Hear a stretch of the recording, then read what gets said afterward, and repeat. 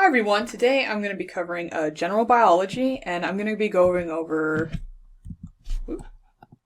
there you go, glycolysis, which I know is a little bit of a difficult subject to understand, and I'm going to do my best to kind of break it down and make it seem a little bit easier to understand. Okay, so first of all, what is glycolysis? Well, glycolysis is the first step in the breakdown of glucose to extract energy for cellular metabolism.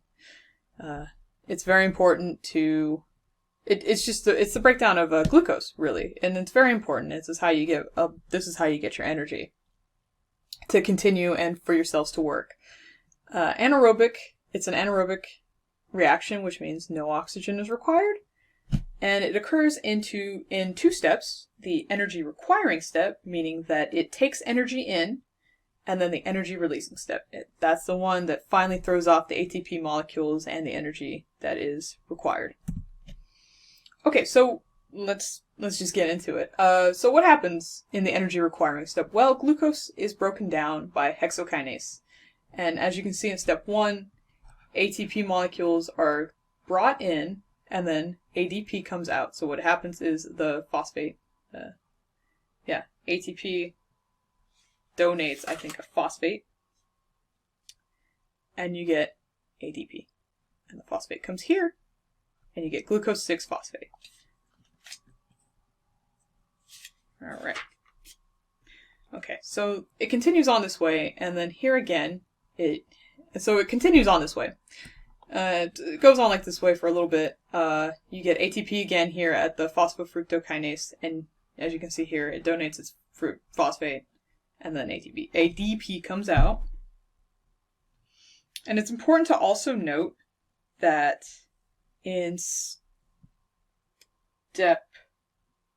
3, this is where you encounter a product inhibition. If there is if ADP levels are low and the concentration of ATP is high, the pathway will more than likely slow down. The book states that if sufficient ATP in the system, the pathway slows down.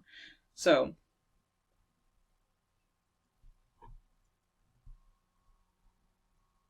it's only active when the concentration of ADP is high, and it's less active when ADP is low. So you really want a high amount of ADP in this area. Okay. And now step number 5 is kind of interesting too, because the isomerase transforms the dehydroxyacetone phosphate into its isomer glyceraldehyde 3-phosphate. The pathway will continue with the 2 molecules of a single isomer. At this point in the pathway, there is a net investment of energy from 2 ATP molecules in the breakdown of 1 glucose molecule. So now once you get past this part right here, and glyceraldehyde 3-phosphate is created, you finally move into the energy releasing stage of the pathway. This is where you will get the energy from glycolysis as opposed to having to put energy in.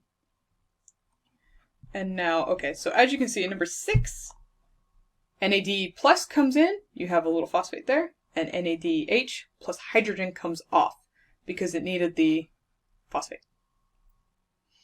And then now here at the phosphoglycerate kinase, ADP is used as opposed to earlier where ATP was used and ATP is thrown out.